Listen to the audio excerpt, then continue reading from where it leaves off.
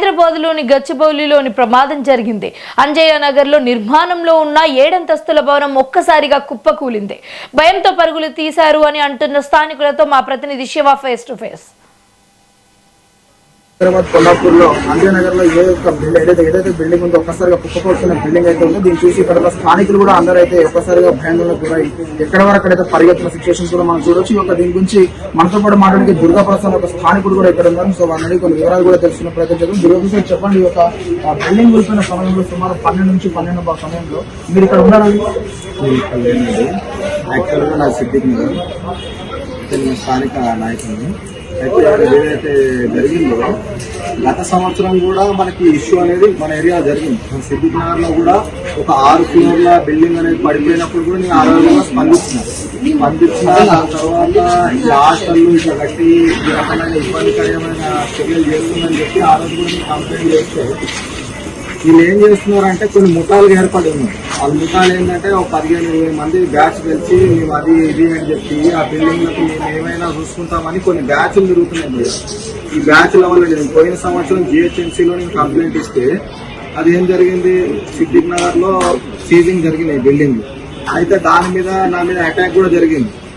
అంటే వెపన్స్ అది ఆల్రెడీ కోర్టులో కేసు నడుస్తుంది. వాళ్ళు గన్స్ వెపన్స్ తీసుకొని వచ్చి మన మీద అటాక్ కూడా చేసింది. అయినా కూడా మనకేంటంటే ఇది తెలుసు, ఇక్కడ 50 గజాల మీద 6 ఫ్లోర్లు 7 ఫ్లోర్లు కడితే ప్రాణాలకు ప్రమాదం జరుగుతుందనే ఉద్దేశాలన్నీ మనం ఆ రోజు కూడా కంప్లైంట్ ఇచ్చినాం. ఇప్పుడు ఇది అనేది కోర్టులో కూడా నడుస్తుంది నా కేసు. వీళ్ళు ఏం చేసిండ్రు, మనం వెళ్ళి అరే ఇట్లా చేయొద్దు, ఈ రకంగా మీటింగ్లు కరెక్ట్ చేస్తలేరు, అది చేస్తలేరు అంటే ఒక సోషల్ అవేర్నెస్ గా మనం వీడియోలు పెడుతున్నాం, అన్ని చేస్తున్నాం. కానీ వీళ్ళు ఏంటంటే కొన్ని ముఠాలు కొన్ని బ్యాచ్లు ఇవనేది ఇక్కడ చేసి అరాచకాలు సృష్టించి ఇవన్నిటికి కారకులు వీళ్ళే. ఎందుకంటే అసలు కంప్లైంట్ పెట్టిన లెటర్ కూడా ఉంది నా దగ్గర.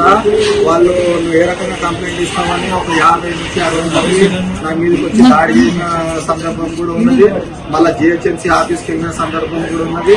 వీళ్ళకి ఏంటంటే ఒకటే, వీళ్ళు ఒక 20-50 మంది బ్యాచ్ ఏర్పడి వాళ్ళు మేము ఏమైనా మేము చూసుకుంటాం ఆ బిల్డింగ్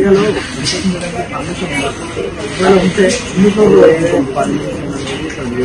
సరే పర్మిషన్ లేకపోయినా మనకు ప్రభుత్వాలు అవి ఏం చేస్తున్నాయంటే మనకు కొన్ని జీవోలు ఉన్నాయి. దాని ప్రకారంగా G+1 G+2 వరకు మనకు అలా ఉంది. ఇదేదైతే 7 ఫ్లోర్లు 8 ఫ్లోర్లు వేస్తుందో అది ఇంత దుర్మార్గం అంటే అది కూడా 50 గజాలు 40 గజాలు 30 గజాల ప్లాట్లు కూడా వీళ్ళు ఇడుస్తలేరు. అంటే సరే ఇప్పుడు దీని మీద ఆనాడే చర్యలు తీసుకోవాలని మనం వినిపించినాం. ఈరోజు ప్రాణ నష్టం జరిగింది. దీనికి ఎవరు బాధ్యత వహిస్తారు? ఇప్పుడు ప్రభుత్వము పెద్దలు అందరు ఆ రోజు కూడా వచ్చింది. ఆ రోజు ప్రాణము నష్టం అనేది జరగలేదు. సిద్దిక్ నగర్ ఏదైతే బిల్డింగ్ కూలిపోయిందో ప్రాణ నష్టం అనేది జరగలేదు. కానీ ఇప్పుడు ఏదైతే అంజయ్ నగర్ బిల్డింగ్ కూలిందో ఇద్దరు చనిపోయిందో మిగతా వాళ్ళ పరిస్థితి ఏందో మనకు తెలియదు. ఇప్పుడు అది రేపు తెలుస్తారు. ఇప్పుడు ఇట్లా ఎన్ని చేస్తారు వీళ్ళు అరాచకం అంటే ఇట్లా. ఇప్పుడు కొందరు బ్యాచ్ ఉన్నారు. ఆ రిపోర్ట్లు మన దగ్గర అన్ని A to Z మన దగ్గర అన్ని ఉన్నాయి. మన దగ్గర A to Z రికార్డులు ఉన్నాయి. కొంతమంది ముఠాలవి ఇప్పుడు ఆ కోర్టులో నడుస్తుంది. ఆ రకంగా మనం అన్ని ప్రూవ్ చేస్తాం. వాళ్ళు అంతిమంగా చూస్తుంది. ఇప్పుడు వీళ్ళు ఏం చేశారు, మనం ఆ రోజు ఇల్లీగల్ గా ఇది చేస్తున్నారు, బిల్డింగ్ పడిపోయిందంటే నా మీదనే రిటర్న్ కేసు పెట్టడం జరిగింది. నేను ఇట్లా ఇల్లీగల్ గా కన్స్ట్రక్షన్ చేస్తున్నా అంటే నా మీద ఏం చేసింది, నేను ఎక్స్ట్రాక్షన్ చేసిన కేసు పెట్టింది అప్పుడు ఆ రోజు. ఇప్పుడు ఈ రోజు చూస్తేనేమో ఈ ప్రమాదానికి గురైంది. మళ్ళీ ఇప్పుడు ఆ బ్యాచ్ ఈ బ్యాచ్ అందరినీ ఇప్పుడు అసలు ప్రముఖమైన కారకులు ఎవరైతే ఉన్నారో వాళ్ళని పట్టుకోవాలి. చూస్తున్నట్టయితే దుర్గపంచ మాటల్లో చూసినట్టయితే గత కొన్నేళ్ళగానే ఎవరైతే బిల్డర్స్ కానీ కన్స్ట్రక్షన్ చేసిన ఓనర్స్ కానీ ఉంటారో వాళ్ళందరూ కూడా ఇటు కన్స్ట్రక్షన్ చేయడానికి ఇక్కడ పర్మిషన్ లేనప్పటికీ కూడా వాళ్ళైతే చేస్తున్నట్టు నేనైతే రియాక్ట్ అయ్యి ఇక్కడ ఉన్న వారందరూ కూడా నోటీసులు అయితే పంపించడం అయితే జరిగిందని కూడా వాళ్ళు మాట్లాడడం లేదు. దానికని వారందరూ కూడా కొన్ని ముఖాలుగా ముఖ్యించి 50 మంది ముఖాలుగా కూడా ఏర్పడి వీరిపైకి దాడికి రావడం కూడా మనం చూడొచ్చు.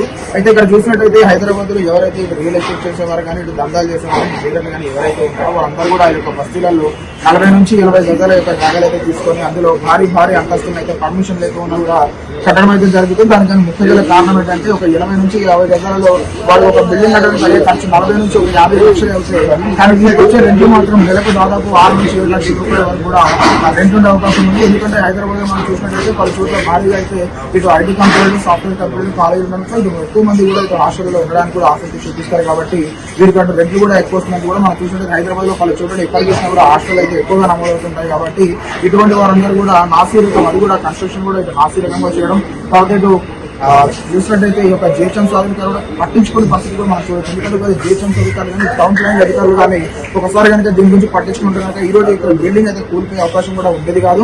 ఎందుకంటే హైదరాబాద్ లో ఉన్న హైదరాబాద్ లో చాలా చోట్ల బస్సులు మనం చూసినట్టయితే ఈ కన్స్ట్రక్షన్ అనేది ఇదే విధంగా జరుగుతుంది. ఎక్కడైనా కూడా ఇది పర్మిషన్ లేనప్పుడు కూడా ఇక 5 ఫ్లోర్లు 6 ఫ్లోర్లు ఇదే విధంగా వాళ్ళు విచ్చలుగా కట్టుకుంటూ వెళ్ళడం. ఎందుకంటే దీని ద్వారా వాళ్ళకి పోయేది ఉంది కానీ వచ్చే రోజుల్లో ఇటువంటి ప్రజలకైతే ప్రాణహాని కలుగుతుంది. కాబట్టి ఈ రోజు జరిగిన ఘటనలో ఇద్దరు ప్రాణాలు కోల్పోయారు. వారి పరిస్థితి ఏంటంటూ కూడా ఇక్కడ స్థానికులు అయితే క్వశ్చన్ చేస్తున్నారు. కాబట్టి దీనిపైన అధికారులు కూడా కాస్త కాన్సన్ట్రేషన్ అయితే పెట్టి హైదరాబాద్ లో కానీ ఇది యావత్ తెలంగాణలో ఏ విధంగా అయితే అంటే ఎక్కడెక్కడైతే ఈ విధంగా చిన్న చిన్న ప్లేసెస్ లో కన్స్ట్రక్షన్ అనేది ఈ విధంగా అక్రమంగా కన్స్ట్రక్షన్ అయితే చేస్తున్నారు అందరిపైన కూడా చర్యలు తీసుకోవాలంటూ కూడా ఇక్కడ స్థానికులు అయితే కోరుతున్నారు.